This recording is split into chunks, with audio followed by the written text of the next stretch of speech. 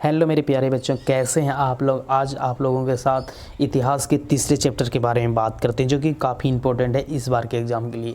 ठीक है, तो आप इसको देखना मत भूलिएगा और इसको ईजिली तरीक़ा से देखिए, समझिए और याद रखिए।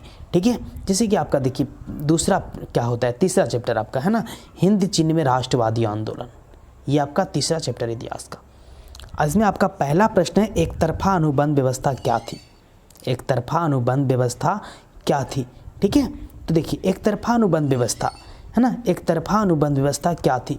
तो एक तरफा अनुबंध व्यवस्था एक तरह की बंधुआ मजदूरी थी। वहाँ मजदूरों का कोई अधिकार नहीं था, जबकि मालिकों को असीमित अधिकार प्राप्त थे, बहुत ही ज़्यादा अधिकार।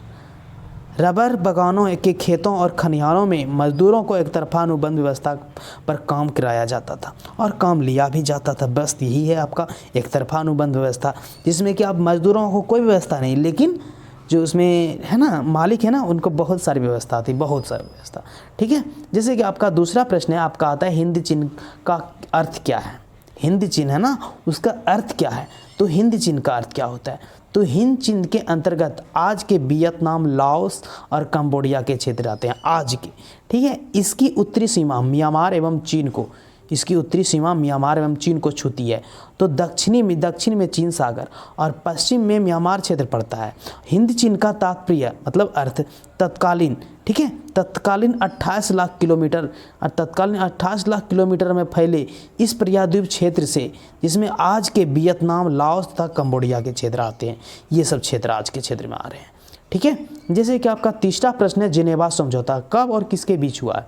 तो जिनेवा समझौता कब और किसके बीच हुआ है। तो जिनेवा समझौता है ना, जिनेवा समझौता मई 1954 ईस्वी में हिंद चीन समस्या पर, ठीक है, हिंद चीन समस्या पर वार्ता, ठीक है, हेतु वार्तालाप हेतु बुलाए गए सम्मेलन में हुआ है।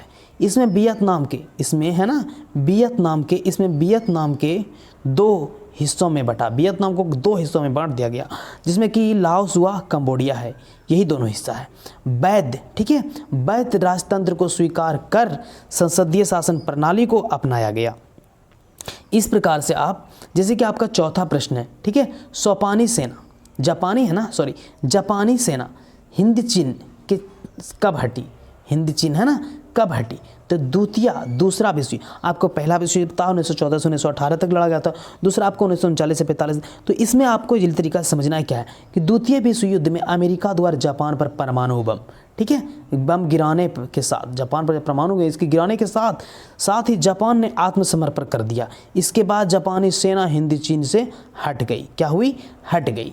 ठीक है, जैसे आपका पांचवा प्रश्न है, वियतनाम का विभाजन कब हुआ।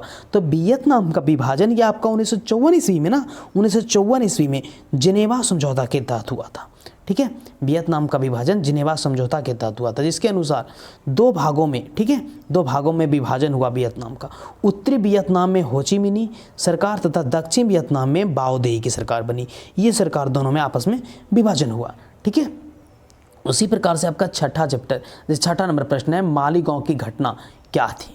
तो इसका प्रभाव, ठीक है, इसका प्रभाव पड़ा दक्षिण वियतनाम में एक गांव था जिसका नाम माली था, जहां अमेरिकी सेना ने, ठीक है, पूरे गांव को घेर करके पुरुषों को वियतनामी समर्थक समझकर मार डाला। क्या हुआ? वियतनामी समझकर मार डाला। ठीक है, और औरतों और बच्चियों को बंधक बनाकर कई दिनों तक सामूहिक बलात्कार किया, फिर उसे मारकर पूरे गांव में आग लगा दी। लाशों के बीच में से एक बूढ़ा जिंदा बच गया, जिसने इस घटना को उजागर किया।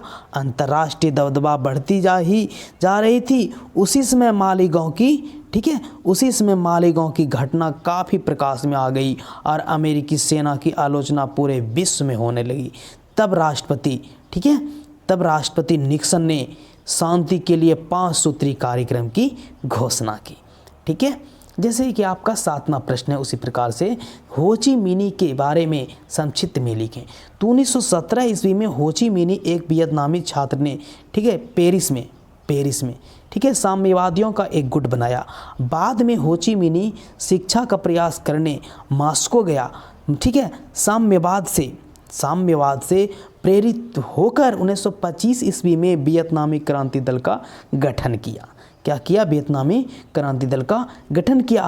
और अंत 1930 ईस्वी में वियतनाम के बिखरे राष्ट्रपति, ठीक है, बिखरे राष्ट्रवादी गुटों को एकजुट कर वियतनाम, ठीक है, वियतनाम कांगसोन देंग, ठीक है, अर्थात वियतनाम कम्युनिस्ट पार्टी की स्थापना की, जो पूर्ण, ठीक है, जो पूर्ण उग्र विचारों पर चलने पर, ठीक है, वाली पार्टी थी। और 1954 ईस्वी में जिनेवा समझौते के तहत वियतनाम दो भागों में बांट दिया। उत्तरी वियतनाम में, ठीक है, हो ची मिन्ही की सरकार बनी, उत्तरी वियतनाम में हो ची मिन्ही की सरकार बनी। उसी प्रकार से आपका देखिए नेक्स्ट और 8 नंबर प्रश्न आता है। क्या है आपका 8 नंबर प्रश्न, प्रथम टेलीविजन युद्ध क्या हुआ था, युद्ध है ना, ये क्या था।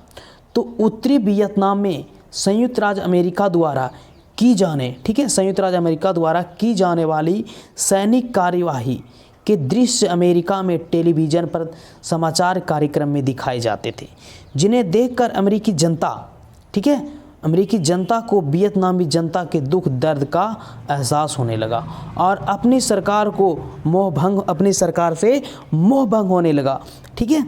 इस युद्ध के दृश्य टेलीविज़न पर दिखाए गए, इस युद्ध के दृश्य को टेलीविज़न के पर दिखाए गए, जिसके कारण इसे टेलीविज़न का युद्ध कहा जाता है, ठीक है। उसी प्रकार से इसका आपका 9 नंबर प्रश्न है, नापाम और अर्जेंट क्या है, ठीक है, अथवा रासायनिक हथियारों एवं एजेंट ऑरेंज का वर्णन करना है, ठीक है।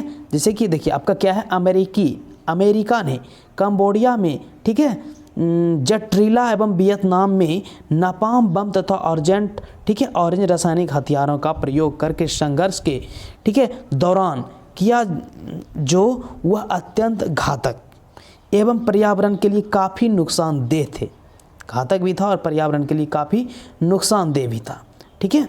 इस प्रकार से आप इजी तरीक़ा से समझ सकते हो।